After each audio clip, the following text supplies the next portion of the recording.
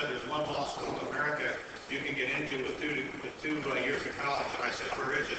He said, San Diego, and I fired up my vehicle and I was on my way. And I'll never forget, I managed to get through that school, and I opened up a practice in the barrio on the waterfront, and one day my dad, Bob Hunter, walked in and he said, you know, you could be a member of Congress. And it was a 2-to-1 Democrat seat. And I said, gee, Dad, maybe I should run for something else. He said, no, you just make enemies on the way up. You got to run for Congress. And I did. I came in with a guy named Ronald Reagan. We rebuilt national security. We brought down the Berlin Wall. We freed hundreds of millions of people.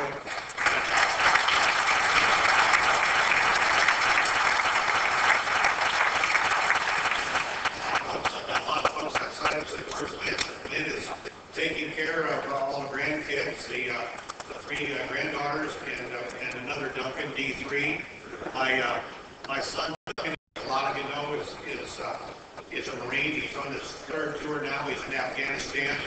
And while he's over there, the family came down to San Diego. And Lynn told me the other day that little Duncan, age 6, when he went in for his first day in 1st grade, walked up to his teacher, and he put his hand out and he said, my name is Duncan Hunter. My grandpa's going to be president. Then he put his hand out, he looked her right in the eye and he said, now, can I count on your vote?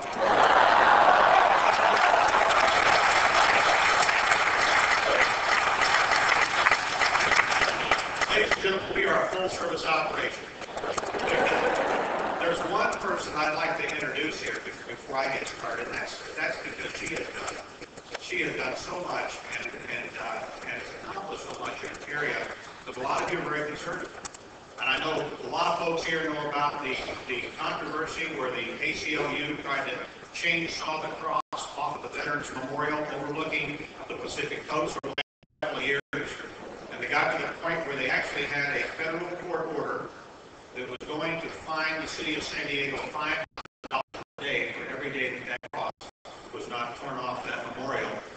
And I was driving past and I saw that, you know, a sailor or a Marine coming into San Diego to see that cross from 50 miles away. It's a great symbol of our Christianity and our beliefs, our veterans. And my wife said, you know, you better introduce a bill to try to save it. I said, well, it won't work. Anything we can have, we stop at the Senate. And she said, no, I'll let you try. I said, I'll work on this thing.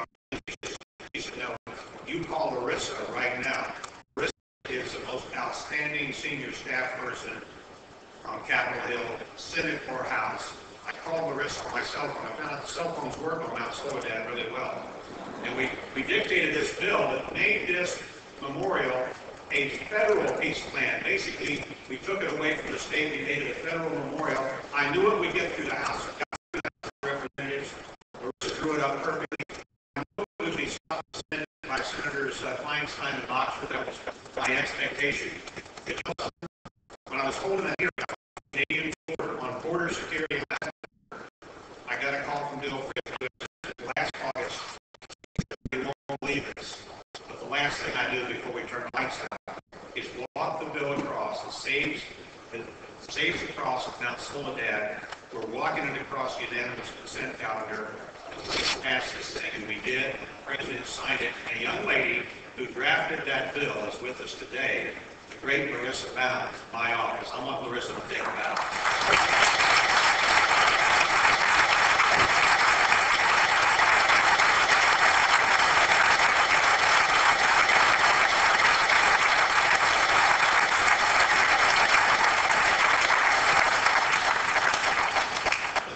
Take the next 15 minutes off and get back to work.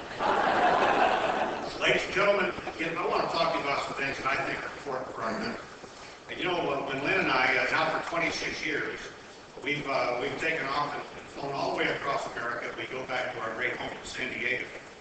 We take off early in the morning when that light is just shining on the Arlington Cemetery and reflecting on those crosses and those stars of David.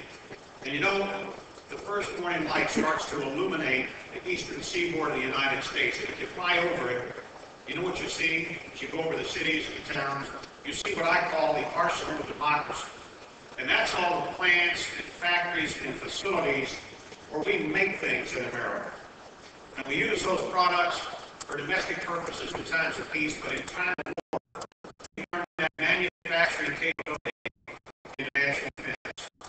I'm reminded we had our debate up in Dearborn the other day. I'm reminded that the Little Run mission, we made a bomber aircraft every 60 minutes during World War II. We made tens of thousands of tanks and tanks. We made 40 billion dollars of textiles. That was the industrial might of the industrial base of the United States. We are losing that industrial base right. That's one reason I'm running for president, and this is one of the most critical problems that Americans face today. It's not just a critical problem for our families. We just want to have that ladder of opportunity for this next generation to grab, to have high-paying jobs, and have the chance to start a small business and make a product. But it's also a national security issue. We are seeing the exodus of our industrial base, and a lot of it is going to China, and that is because China is cheating on trade. They're devaluing their money by over 40%, and that wipes American products off the shelf around the world. And let me tell you what they're doing with our money. They're buying ships and military equipment. They're buying the F-10 multi-role fighter. We've got lots of submarines under production. They shot satellite out of space in 2011. They're undertaking new programs that are high-tech programs that go right at America's strength. They fought the sovereignty class, which was designed for one thing, and that's to kill American aircraft carriers. So the tragedy of this massive exodus of jobs and business from the United States to China is a double tragedy. It's a tragedy because it's going to deprive the next generation in this great nation of good opportunity. But it's also going to accrue to our detriment in terms of national security. And ladies and gentlemen, as President of the United States, I will stop China from cheating on trade. I will bring back high-paying manufacturing jobs in this country. And I will restore the arsenal.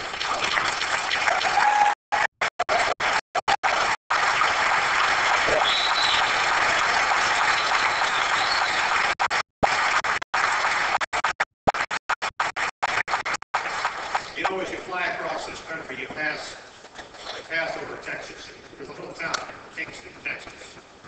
That's the hometown of Audie Murphy. And about 300 miles from there is a little town called Cueros. That was the hometown of Sergeant Roy Benavidez, who was given the Medal of Honor by President Reagan many years after Vietnam ended for heroically saving his buddies in Cambodia.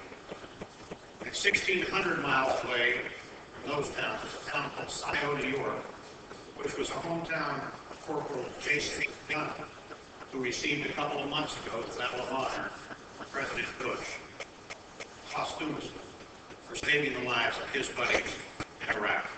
Now, in Audie Murphy's war, we won the world for freedom, and we freed hundreds of millions of people. In the Vietnam War, Roy Benavidez War, we failed to secure freedom. And in Iraq, freedom hangs in the balance. Let me tell you something that no one can argue. It's in the interest of the United States to extend freedom around the world. That's why after World War II, we took a Japan that had been treacherous to attack the United States, and we lifted them out of the ashes of World War II. We gave them a constitution. We gave them freedom because we wanted to have democracy on that side of the situation. That's why we set up a country like El Salvador, giving them a machine when the communists were starting to send in lots of material and equipment from the Soviet bloc for the communist FMLN. That's why Ronald Reagan stood tall in what we call the Contra Wars, because we wanted to have freedom in our own hemisphere, because we knew that one day it would accrue to our national interest. And you know, today Salvadoran soldiers are standing side by side with Americans in Iraq. Well, let me tell you something. I've listened to the Democratic debates. I've listened to them compete with each other on how fast they are going to rush to the border and retreat from Iraq. Ladies and gentlemen, General Price came back a couple of weeks ago from Iraq. He pointed out that in Anbar province, we've reduced the tax by 80%. And the senior Marine commander said the other day, we are crushing Al-Qaeda in Anbar province.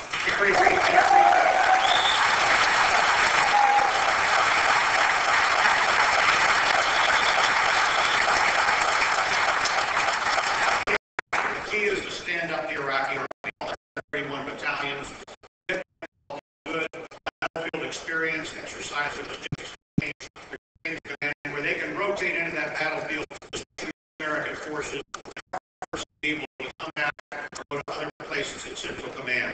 And we are, ladies and gentlemen, we are going to leave Iraq in victory.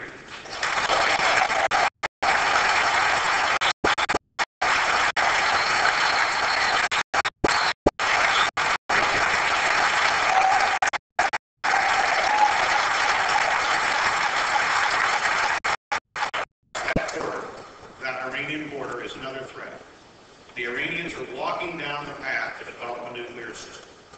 They right now have centrifuges on machines that refine weapons-grade material. And ladies and gentlemen, let me make it very clear. Iraq has stated that they are going to continue to develop these centrifuges and develop nuclear capability. President I will never allow Iraq to have a nuclear device, period.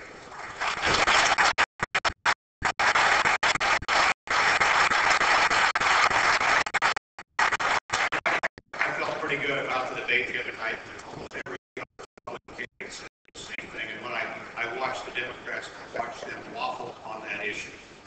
This is going to be a time when we are going to be threatened by terrorists with what I call high technology, with lots of leverage. And it may be a time when we have to invoke preemption, just like the Israelis invoked that preemption in Syria. When they struck that reactor, most of the world's leaders, they walk behind the doors and they breathe a sigh of relief. And that reminds me of something else. That little country, that little postage stamp called Israel, that stood by the United States with every major security issue in the Middle East, they should not be.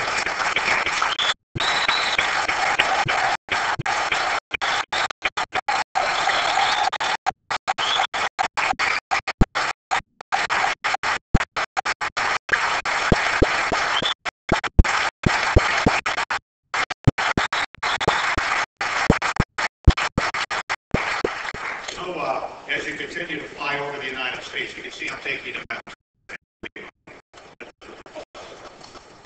to see, you pass that great border, that 2,000-mile border between the United States and Mexico.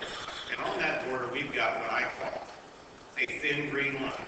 That's a small cadre of border patrol to go out and work in dangerous places every day to try to hold the line. Those people are having lots of ways. Our folks are just seeking jobs. That's why if you look at the population of federal penitentiaries, we have right now federal penitentiaries and jails. 250,000 folks that came across the border. Let me tell you what I did in San Diego. We have the #1 smugglers corridor in the world in San Diego. Most of the illegal aliens, most of the drugs came through San Diego, that narrow place between Tijuana, Mexico, and San Diego, California. I built a double border fence there, and it's two fences with a road in between. And ladies and gentlemen, as I told Wolf Blitzer, it's not that straggly little fence you keep showing on TV. If you climb over my fence, we send you to the Olympics immediately. Nobody's going over my fence. We reduced the smuggling of people and drugs in San Diego by more than 90% in our sector by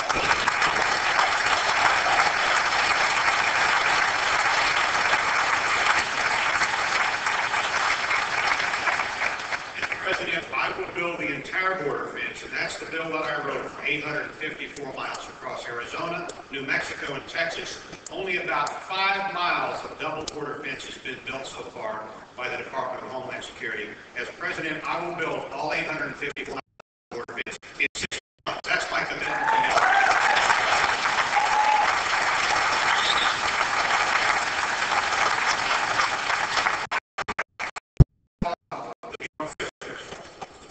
Tell them, as President of the United States, that agents Campion and Ramos are to be released. It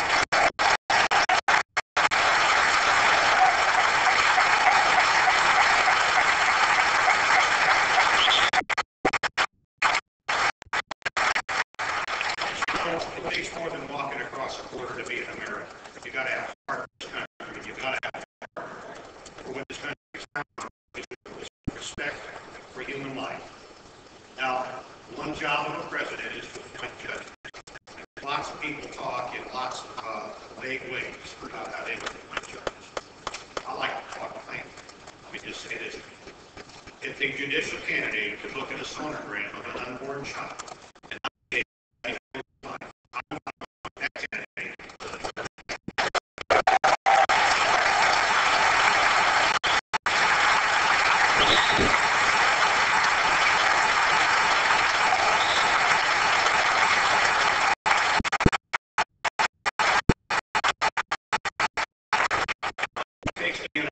We need to teach along with the substantive subjects that they need to learn by having school choice, by having vouchers, by being allowed to go to charter schools. We need to teach something besides reading and writing and the other tests of accountability that we've placed at this time. You know what I want our kids to know? I want them to know that when other nations of the world were hungry, the Americans sent food. And when other nations of the world had disasters, hurricanes, and tsunamis, the Americans came in. And when other nations recognized the Americans of the safety of their own homes to come and protect other nations of the world, we are a great country because we're a good country. We need to make sure the market knows that.